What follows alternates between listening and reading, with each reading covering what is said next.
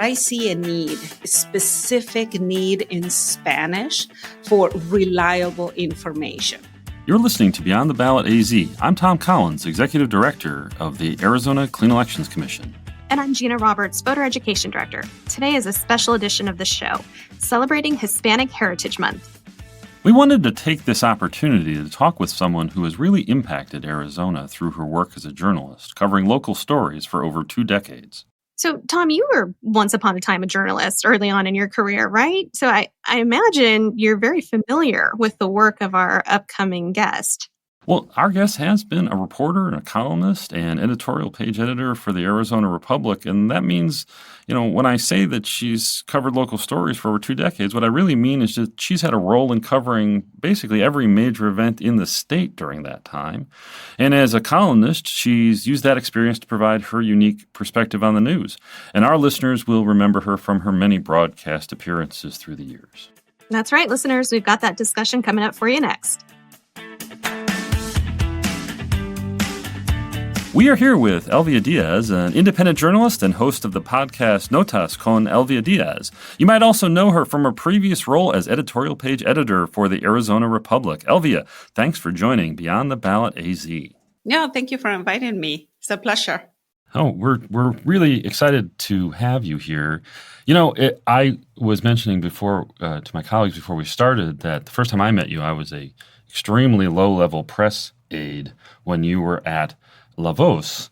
And so we wanted to ask you just to tell us a little bit about your journey and your career as a journalist, because, you've covered the Valley for a long time and have had, a variety of different roles, including, of course, your new role, your podcast. So can you give us some sense of what that's been like, that journey? Yeah, well, it's been a long journey. I can tell you that 25 years since I arrived here in Arizona. And you're right. I remember my days with La Voz, which is the sister publication of the Arizona Republic. I came here for the job to work for the Arizona Republic and as a reporter. So that's how I began my stay here at this border state. So I covered, for anyone who knows the Valley, the city of Tempe, the city of Phoenix, the state legislature. And then for some reason, I decided that I wanted to be an editor. So I did that. I edited the city of Phoenix. And for many years, I edited various topics at the Republic. And then I became a columnist.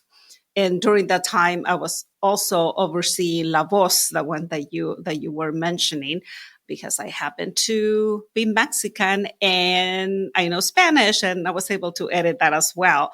And then finally went back full time to the Arizona Republic as a columnist, and then in the past few years as the editorial page editor of the pages. I know personally, I've always appreciated your voice over the years. And you mentioned a note about the importance of journalism. And when you left AZ Central, you wrote about the importance of journalism in a democracy. And actually, recently, I read this white paper that talked about how there was a direct connection between confidence in the electoral system with access to local journalism. So can you talk about what's been the impact you've seen local news coverage have on Arizona? My goodness, when I came here to Arizona in 1999, there were tons of reporters, tons of editors, copy editors at the Arizona Republic, and also in other publications around the Valley. So the competition was fierce, and I loved it.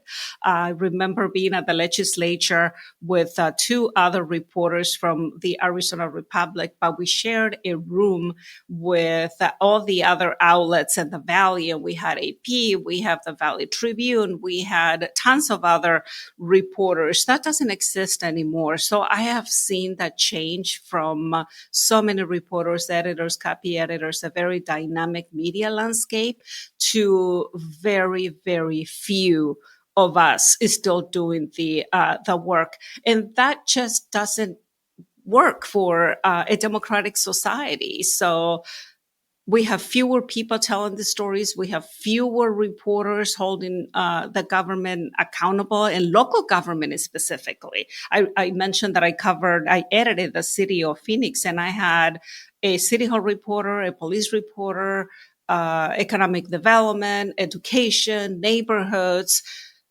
with eyes everywhere. We don't have that anymore. That only erodes the public trust. We have a large Hispanic population in the state. It's not a singular voting block, but both from a news resources perspective, and from just sort of an understanding across both language and cultural issues, that's something that's affected by the changes in the media landscape too. So I wondered if you could talk a little bit about those voters and how all of us can best serve them with information, and how that works within your vision for how you want to go about this venture. After leaving the Arizona Republic, I definitely want to continue to write in English, but I see a specific need in Spanish for reliable information. There are tons of information everywhere, and Spanish-speaking Latinos are getting that mostly on social media. So not necessarily writing. And that's why I decided to go, the airwaves, the podcasting, because I feel that that's how I can get to them and to have a connection more than anything else, because misinformation and disinformation may sound cliche, but it is real, especially in Spanish speaking communities, where they don't have so many reliable outlets, so many credible reporters out there. So I feel that this is a gap that I can fill or help fill. Hopefully others will absolutely join. I'm hoping to do it bilingually because, so many Latinos speak English. So many Latinos consume information in English. But those Spanish speakers are the ones, the forgotten ones, and the ones that are being targeted. They're absolutely being targeted by groups that don't necessarily have their best interest in mind, and they know how to do it.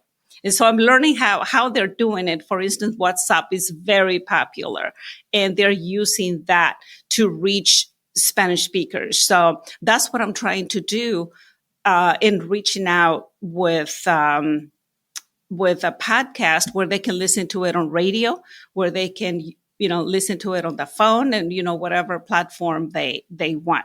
But I do feel trust is eroding rapidly among Spanish speakers as well. Along those lines, let's talk about the impact of that. So voters are getting their information from so many places, whether that's traditional or non-traditional media. And as podcasters here, I think that's something that we're thinking about, right? How to reach people.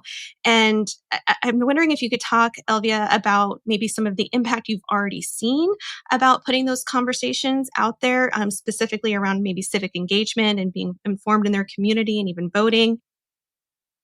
Well, I'm beginning to do this, so it will take a little while before I see the impact. But when I started doing reels, just testing, my own my own audience in Spanish, the ones that I was very direct were the ones that got the most attention. And I began to see that there's hunger for that kind of information to them. And I'm talking about, like 2 minutes, 30 minutes at most.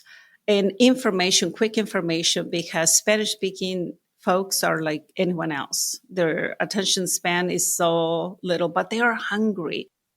I'll just throw this out there for some of the efforts that we do on Clean Elections, for our voter guide or our debates, we make sure that we have it accessible in Spanish. And what I think is so interesting to your point about hunger is that on our website, which we get millions of views, one of our top performing pages is always the Spanish page. And so I absolutely agree with you that the hunger is out there.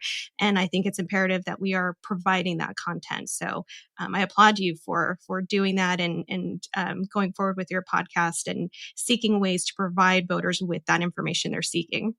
No, thank you. I think that conversation is the most important thing that we can do moving forward. There's so many people lecturing voters and lecturing Spanish speakers, and there's no conversation. There's no back and forth. You see the national podcasters, you see the local and national influencers screaming at voters, screaming at people, not talking to them, not engaging. So I believe that's where the great opportunity is. So I'm trying to engage, by responding to emails, by engaging in the conversation and making it clear that I'm not here just for the people that agree with me, because I'm an opinion writer after all. And I'm making sure to tell them that while it is my opinion, it is based on fact.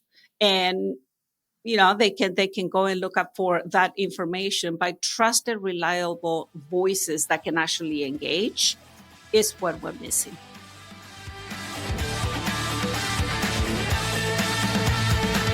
Thanks for tuning in. That's it for this special edition of Beyond the Ballot AC. I'm Gina Roberts. And I'm Tom Collins. We'll see you for our next episode.